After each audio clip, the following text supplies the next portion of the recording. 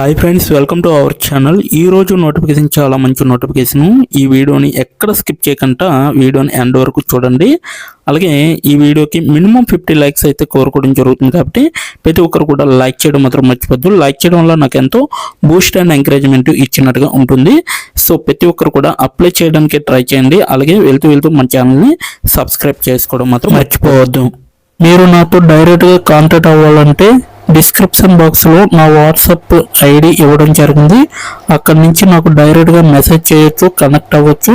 అలాగే నా టెలిగ్రామ్ ఛానల్ని ఫాలో అవ్వండి, ఇన్స్టాగ్రామ్ పేజీని కూడా ఫాలో అవ్వండి, అండ్ ఫేస్బుక్ పేజీని కూడా ఫాలో అయ్యి నన్ను ఎంతో సపోర్ట్ చేస్తారని నేను మనస్ఫూర్తిగా కోరుకుంటున్నాను.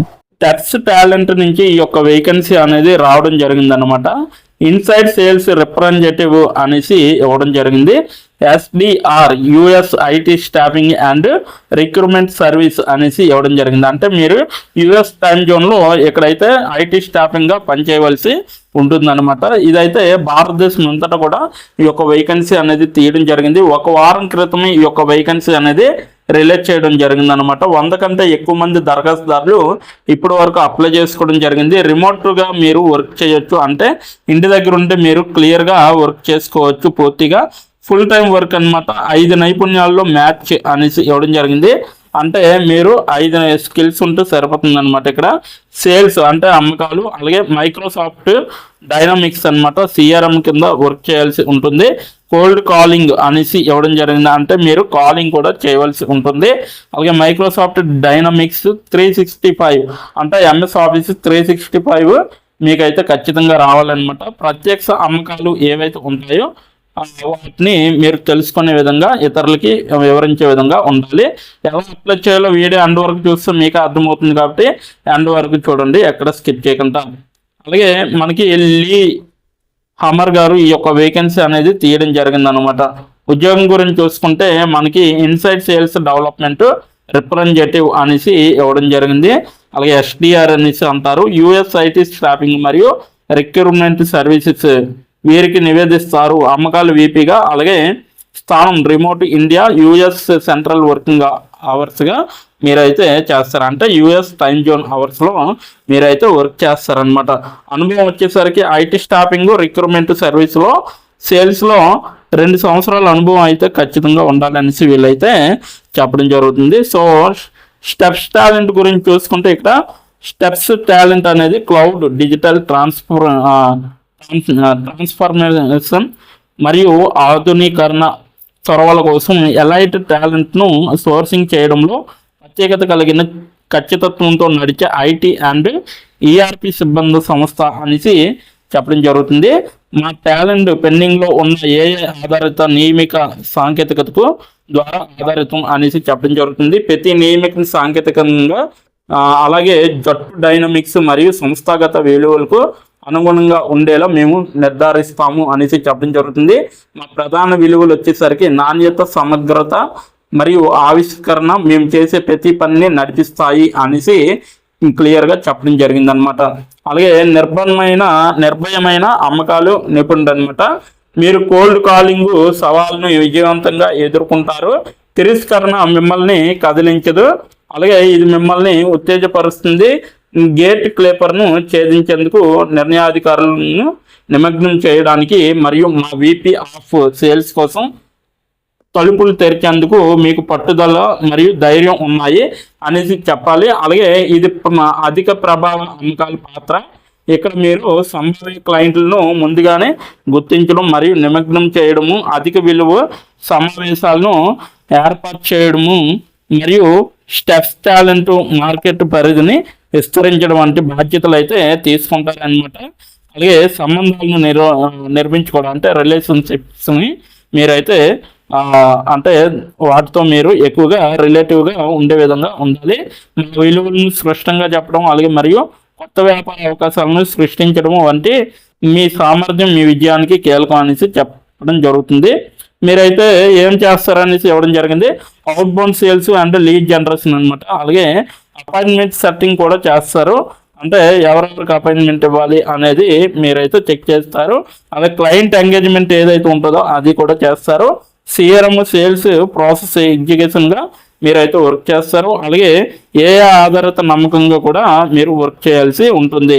అలాగే మేము వెతుకుతున్నది ఏమంటే నిర్భయ అవుట్ బౌండ్ విక్రేత అనేది మీరైతే ఉంటుందన్నమాట. టెక్సాని కమ్యూనికేటర్ అనేది కూడా ఉంటుంది. అలాగే ఫలితాల ఆధారిత అస్ట్లర్ అనేది కూడా ఉంటుంది. అలాగే ఐటీ స్టాఫింగ్ ఇండస్ట్రీ అనుభవం అనేది కూడా మీకు ఖచ్చితంగా ఉండాలి. CRM and LinkedIn sales navigator నైపుణ్యం కూడా మీకు ఖచ్చితంగా ఉండాలి. స్టెప్స్ టాలెంట్లో ఎందుకు చేరాలి అనేసి ఇవ్వడం జరిగింది.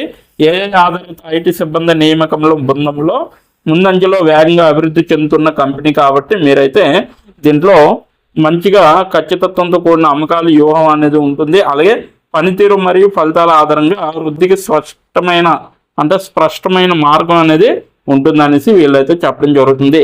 ఈ యొక్క నోటిఫికేషన్కి ఎలా అప్లై చేయాలంటే నేను కింద నా డిస్క్రిప్షన్ బాక్స్లో మీకైతే లింక్ ఇవ్వడం జరిగింది. అక్కడికి వెళ్ళి మీరు డైరెక్ట్గా అప్లై చేసి క్లిక్ చేసి అప్లై చేసుకోవచ్చు. ఇప్పుడు ఎలా అప్లై చేయాలో మనం క్లియర్గా తెలుసుకున్నాం.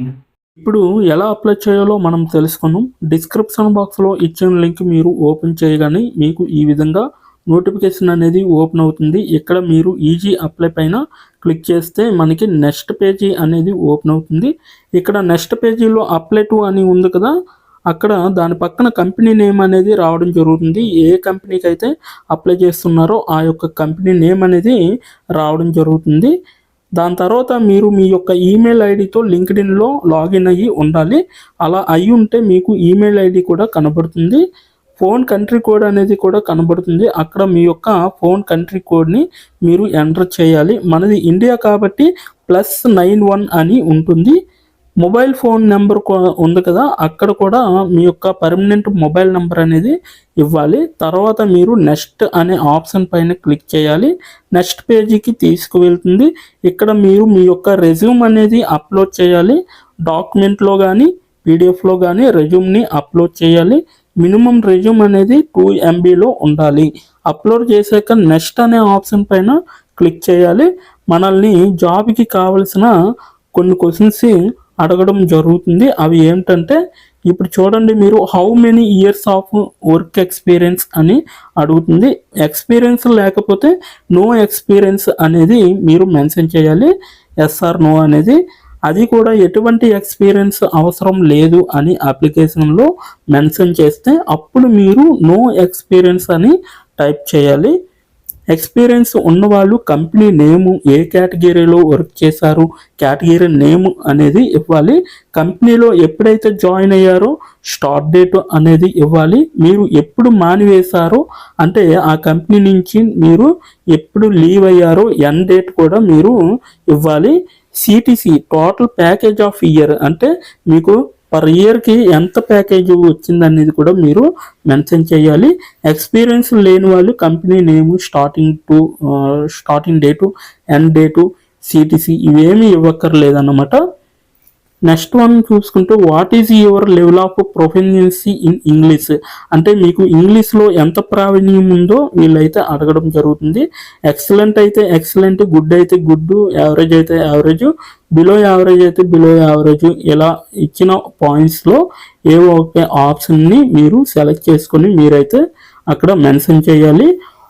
నెక్స్ట్ పాయింట్ చూసుకుంటే హౌ మచ్ శాలరీ ఎక్స్పెక్టేషన్స్, ఈ కంపెనీ నుంచి మీకు ఎంత శాలరీ కావాలనేది అడగడం జరుగుతుంది.